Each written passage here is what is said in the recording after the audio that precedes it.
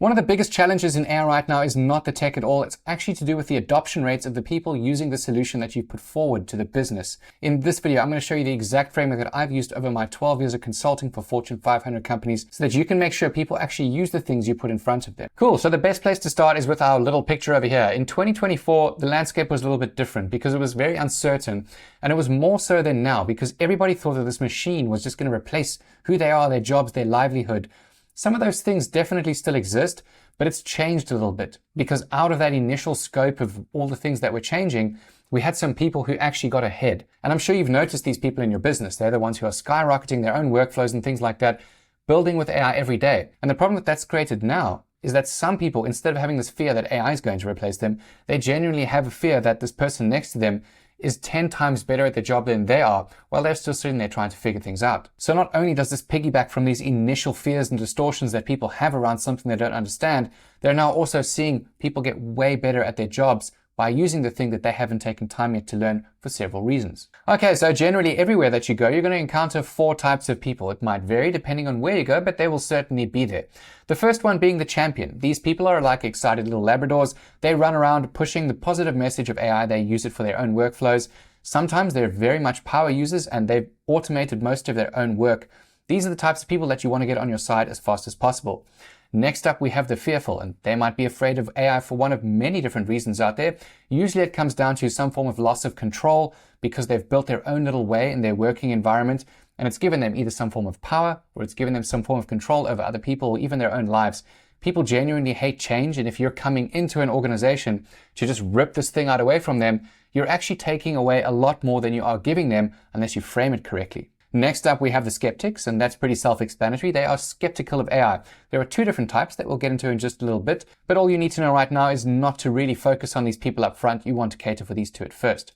Then our 4th little person over here is the shadow user. They're pretty much champions in disguise. Nobody really knows how well these people are working. They've probably got their own little silos of information and AI tools that they run where they might show it off to some people in the organization every now and then, but for the most part, it is theirs and they do not share it. Something to note on the shadow users, that's not necessarily because they don't want to share it. It's because of certain policies in the company that make it just overly complicated in order for them to actually do something. So they have to keep it in this shadow world. We have a very specific order of operations here. I recommend that you follow this type of thing because it's the best way to get people on your side as fast as possible.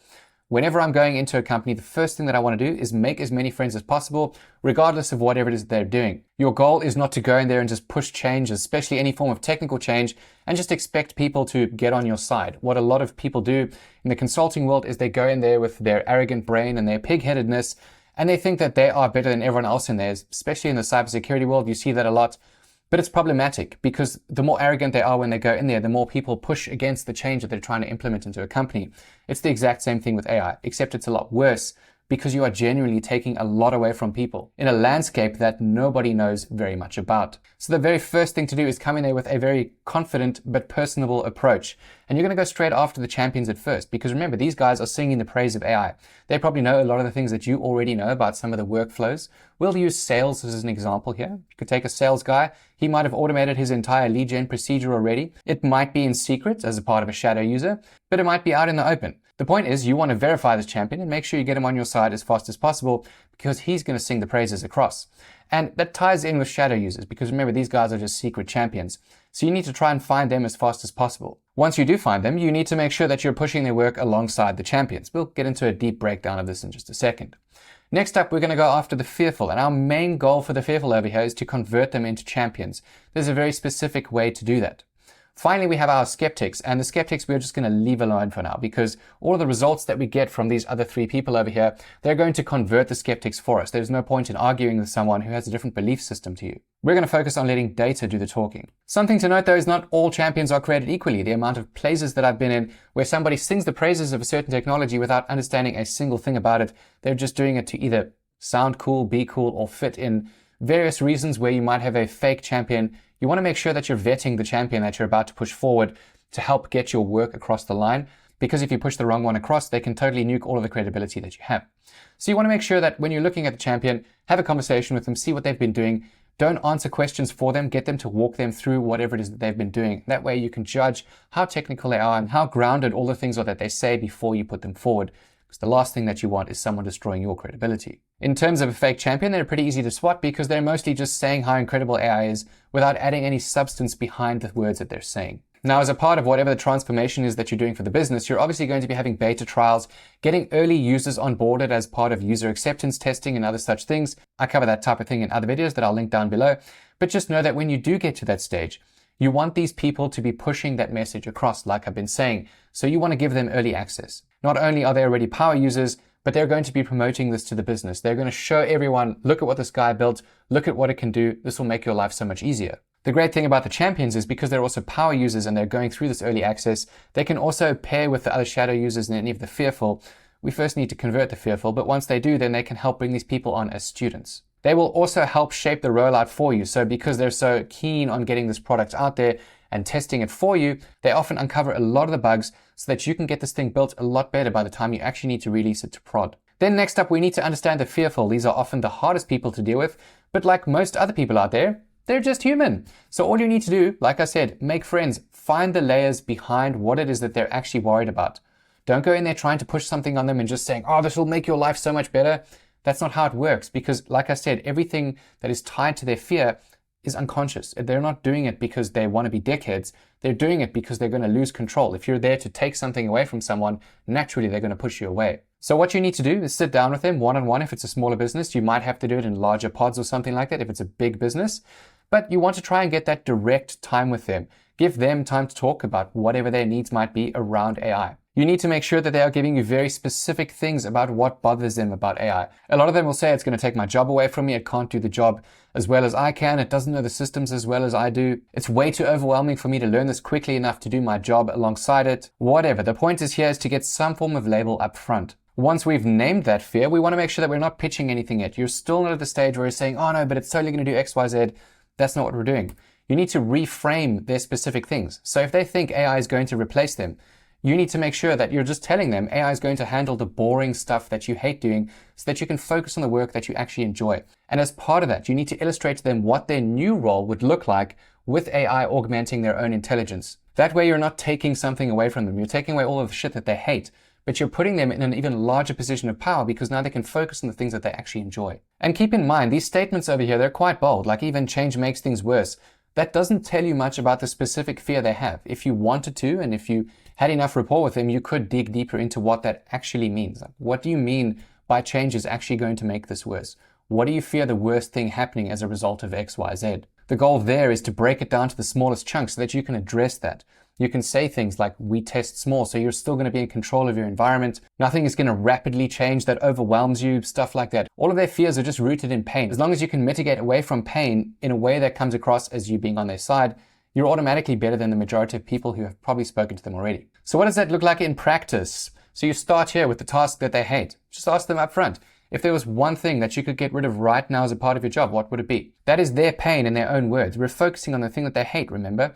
Then you're going to show them with data what the actual workflow or their new lifestyle would look like once we got rid of that stuff. Make it as easy as possible for them to see something tangible, something that they can even experience. If you can build them a live demo, which you can literally do in like 10 minutes with Claude Code, you could show them what their new morning would look like with these changes that you are bringing in. And start with something small so it doesn't look massively overwhelming to them, just a nice small change that shows them something positive that they are still in control of. As a part of that, you're now showing them all of the time that they have reclaimed, maybe even up to a few hours each morning, depending on the workflow. Which means you've now created possibility for them because they have all of this free time so that they can focus on the things that they have been burying for all of those months because of all of the admin and other stuff that they had to deal with that they never wanted to. So you can see now they're in a position of power because we've taken away all of the stuff that they hate in the mornings and we've given them a whole bunch of time to focus on the things that they're actually enjoying. You're now this person bringing them something. And slowly but surely, once you've got these people on your side, they are now in a position to go and teach the next person. Because fearful people tend to stick together and talk about how shit this product is. Once you convert one, he can go to his little buddies and say, well, you know, I was kind of wrong about this thing. Look what I was able to do. And you get him to go and show his friends alongside you if that's what they wanted to do. Point is over here, he's going to be singing your praises because you just opened up a whole new world for him and got rid of a bunch of stuff that he hates. The reason that it's very important to do it this way is because if you've got a champion to just go to a fearful and say, hey, this is amazing, you've got to try it, look at everything that we just did. They're often too excited. They often absolutely do not care about any of the distortions behind the person's fears. And they just try and push the product. That's what a champion does. They're like a hype man. And that's really good, but it doesn't work with somebody who is the exact opposite of a hype man and is pushing against them. It's like two opposite forces. That's why we take this approach of trying to convert one fearful first and then having one of their own kind convert the exact next fearful. It's an extended form of trust that is handed between these people who are very similar within the business. Next up, we have the skeptics. They're actually pretty easy to deal with. Because they are skeptical by nature, some of them might just want to see some form of data that this thing's actually working. Because we have spent all of our time with the champions and the converted fearful who have now turned around our AI pilot project. They're now singing praises throughout the organization, and we can see a return on investment with actual data. So all we need to do is show that data to the skeptic. Once they see that data, they can no longer refute it. They can't say, okay, well, this isn't working, or AI is never going to work, this is stupid, if you blatantly hand them a report showing it that it is working within the company. Because realistically, if that happens, they are neglecting their reality, in which case they probably don't belong in the company anymore because they're choosing to ignore direct evidence because of their own ignorance or arrogance, whatever it might be. Maybe even it's a fear thing, in which case, of course, you want to give them a chance to read the data, perhaps still push back and then do some of that same digging that you did for the fearful. Some parts of skepticism do come from fear. Once you've done that, you've given them your time and empathy. If they still, after everything, refuse to accept AI in the business, you would then obviously need to make a decision as a leader of the business as to what you do with them next. Then next up, you might have a really interesting case where you speak to somebody who is the owner of a company. Let's say they've got 20 employees and they say to you at the gate, absolutely no one in this business is going to use AI, so you need to do everything through me. The reality here is that this person is just making assumptions because she doesn't know that all 20 of those people in the business will absolutely refuse AI from every single perspective. In 90% of the cases, this is just somebody making that assumption, in which case you need to address that first. Of course, you can't just interrogate a hot lead or business owner and say, well, why do you think that XYZ? You would do it with a little bit of intelligence and perhaps your own written playbook for that specific company, asking if there was any actual data around this, or have they tried anything previously and it didn't work, and if it didn't, why didn't it work? Basically framing it from the perspective of data-driven first, to figure out if there is any validity between what they're saying and what the reality is. But like I said, most of the time they are not there on the ground with all of their staff. They have so many other different layers that they're focusing on, and this is just a general assumption of what the working life is like on the ground. But in a very rare case, if you had an entire business that absolutely refused to use AI, you would just sit there for a second and say, well, why am I even on this engagement if absolutely no one in the company wants to use AI? That means there is a whole other problem that you need to address, and that is the business owner is trying to put AI in a business where every single one of his staff actually do not want to use the product. That is a much larger problem. Oftentimes you cannot solve that problem for them. But one of the ways that you could do that is if you had an exposure session, aka a workshop, where you walked people through pretty much the exact same things that you would for the fearful, just on a larger scale, and focus on perhaps 1, 2, or 3 pain points that you know they might have based on speaking to your initial contact within the business. The goal here being trying to expose those 4 people we've already spoken about, the champions, the fearful, the shadow workers, and the skeptics. If you can find any of those people in here, you know they're at least thinking about AI, especially if you find the champions and they come to you after the event. Then you know you have some actual data to go back to the owner with and say, hey, well, you know, after this event, we uncovered about 3 people who are very interested in AI. I think this thing has legs, and just build it up from there. But again, the owner or the manager, whatever type of the business is that you're working with, they would have to deal with the fact that there is a mass amount of people who just do not want to use this thing. And so that's it in a nutshell, guys. The 4 phases are pretty simple. You just verify and surface the champions and the shadow users. Then you map the team. You have one quick chat with each member of the team to figure out which category they fall into and how you can help them on this journey. Then you need to convert the fearful, one ritual at a time, and they will do more of the speaking for you after you've converted the first one.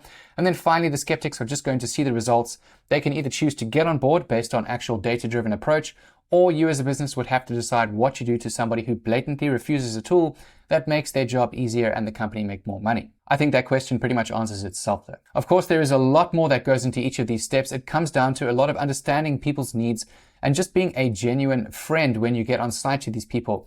They're humans just like you. If you take the time to listen to them and just appreciate their needs, they're going to be way more forthcoming with you, and they're definitely going to try and help you actually get this thing over the line instead of pushing you away. So I hope this video was helpful. If it was, leave some comments down below and I'll get back to you as soon as possible. Otherwise, check out the videos on the screen now. They'll definitely help you in your journey. Or you can come check out my community where I'm helping people do this kind of thing every single day.